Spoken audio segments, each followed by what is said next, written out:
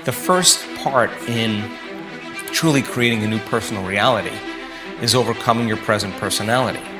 You got to get beyond the normal thinking patterns, the normal urges of action and habits, to get beyond certain emotions that are residuals from the day before. That's the work right there. That's the part you have to overcome. So some days you just kind of slip in and it's magic because you've been practicing, like having a great golf game or a great tennis game or a great run or a great session of knitting. You're in your groove. Other days you got to work a little bit more for it. And for me, what I've learned is those hard days, the days that are the most challenging, are always the most rewarding. Because now you're uncompromising to an outcome. And if it takes you an hour to get beyond yourself, to find the present moment, because that's the only place where the unknown exists, the familiar emotions and hardwired patterns of the past are the known, the predictable future in trying to forecast the feeling of every event in our life people do unconsciously is also the known. It's just like hitting a tennis ball in a sweet spot. You lock into something and that wholeness starts to happen, and now you're no longer creating from polarity or duality or opposites. People they create when they see they don't have something. Whether, hey, nice suit, I want one of those, right? And the moment I see that you have a nice suit and I start thinking, I want one of those, my brain naturally starts putting me in the equation. Next thing you know, I'm wearing your suit. Well, that's because we're wired to do that. So then we have this natural ability to create. The problem is after you imagine that, you open your eyes and you don't have it, people experience more lack. Well, we're not that good yet. So then the act of practicing enough times and beginning to create the state in which you're so connected to the energy of your future. Now think about this. You're so connected to the energy of your future, you're no longer looking for it or waiting for it. You feel like it's already happened. The moment you get upset in traffic, the moment you start judging a coworker, you just disconnected from the energy of your future, and now you're back to the energy of your past. Now, if you tell me it was that person that did it to you, I'd say to you, oh, you're back to the unconscious program of being a victim again. So then the person then goes, oh, when did I fall from, that state? When did I lose it? Oh, it happened at 3 o'clock today. The next time that happens, what can I do differently? Now the person's moving through their challenges in their life with coherence, with rhythm. They're starting to begin to make strides, and that they're no longer knee-jerking to the people in their life that they've used emotionally to reaffirm their identity.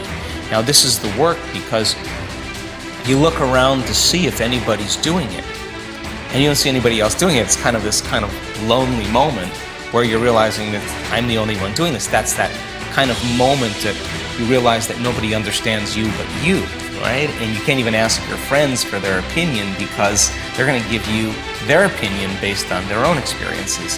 And it's that kind of moment where you have to draw in all your resources and begin to make up your mind. And I've interviewed hundreds and hundreds of people that have healed themselves from all kinds of health conditions. And one of the most important elements that I see over and over again is when a person said, I just got to this point in my life where I made up my mind. And they made a decision with such firm intention that the amplitude of that decision carried a level of energy that was greater than the hardwired programs in their brain and the emotional conditioning in their body of the past. And their body responded to their mind in that instant.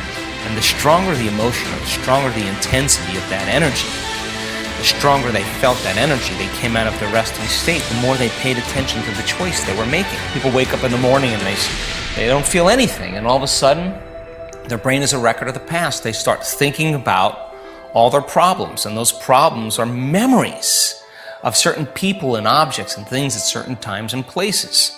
So the moment they start remembering their problems, they're thinking in the past. Well, every one of those problems has an emotion associated with it. So they start feeling unhappy, they start feeling discouraged, they start feeling victimized. Now their body's in the past. And if how you think and how you feel creates your state of being, that person's starting their day with their entire state of being in the past. So if they're living in the familiar past and they're in the known, they're going to create the predictable future. So they're going to run through a series of routine behaviors in their day, and they're going to want to know the feeling of every experience in their life. Well, if you can predict the feeling of every experience in your life, that's more of the known. So now, the person who's now living in that future known reality, how are they going to change? Well, the moment you make a decision and you come out of your resting state and you begin to say, I don't care what's going on in my life, environment. I don't care what people think, environment. I don't care how I feel, body. I don't care how long it takes, time. I'm going to do this. That's a new electrochemical signal to the body. This is the body saying, be serious this time. It's like jumping on a horse and wrapping your legs around and giving it a kick. The body's like, ooh, we're going to ride now. It's no longer, oh geez, I think I'm going to change tomorrow.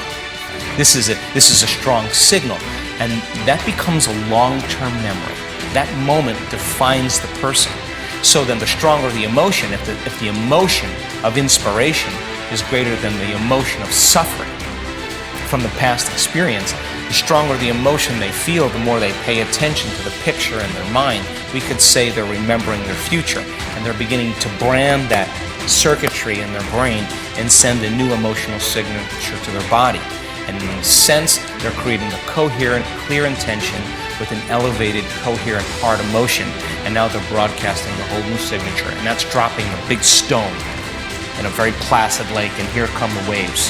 That's moving right out into reality. The person is beginning to change their energy. Nobody changes until they change their energy, and when they change their energy, they change their life. And what's the cool part? The cool part is you start seeing the breadcrumbs coming from the universe. You're starting to see these synchronicities and these coincidences and these opportunities, and people say, I'm not doing anything. Well, of course you're not doing anything like in the same way you've done everything. You're changing your energy, and now it could be that simple. In the present moment, you start seeing feedback coming into your world. I think that's what people want, and you could have a master's or a doctorate degree, you could have a high school education, you could be overweight, you could be underweight, you could be sick, you could be healthy, you could be young, you could be old. Any skin color, I've seen it on all different people, all different races, all different size, all different shapes, all different diets. Nobody is so special to be excluded. I mean, knowledge is the forerunner to experience.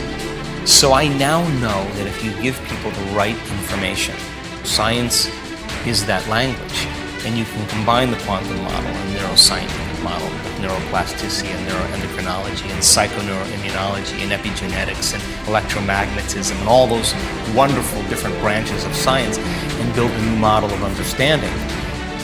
The person has to be able to explain that model. If they can't explain it, Brian, it's not wired in their brain. So they can't assign meaning to what they're doing. They leave it up to conjecture, they leave it up to hope, they leave it up to wishing, praying, wanting. That's the old model. But when they understand what they're doing and why, and they can articulate it, they're installing the neurological hardware in their brain in preparation for the experience, so they'll understand how to do it better. What it's about is eliminating everything else that's not part of the formula. To stop wondering why it hasn't happened. Stop analyzing and judging yourself. Stop saying, I can't, it's too hard. Those are the very things that are standing in the way between you and your future. So you come up against yourself. Well, what do most people do when they come up against themselves at home in their meditation? They say, I can't meditate. They get up, they get on their cell phone, they quit. They get up, they turn the TV on, they get up, they do whatever, have a cup of coffee, whatever. They haven't gone past that point because they don't understand that they should. So then when you begin to create a model of understanding and the person can explain it, they're wiring it in their brain. Now, as they install the neurological hardware in their brain, they're priming their brain for the experience. So then you give them the instruction and they can understand what they're doing and why, and you set up the conditions in their environment where they feel safe enough to create. Now we take them to the next level. And the experience then begins to change their brain. It begins to change their body. It begins to downregulate certain genes, upregulate other genes. And you may have a good meditation, you may not have one that's so great. But if I said to you, now, what did you do really well in that last meditation that you love about yourself? Explain that to me. And you can articulate what you did really well.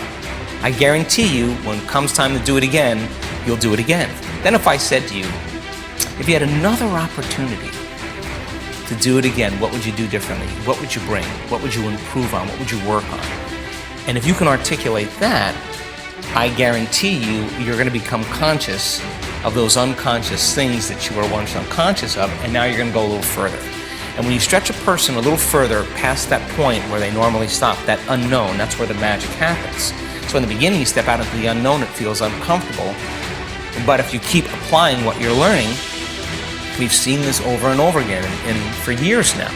The person gets beyond themselves. There's this kind of dramatic shift that takes place in a collective of 1,000 people. And now, give them the opportunity to demonstrate how powerful they really are, and you will be surprised on what you see.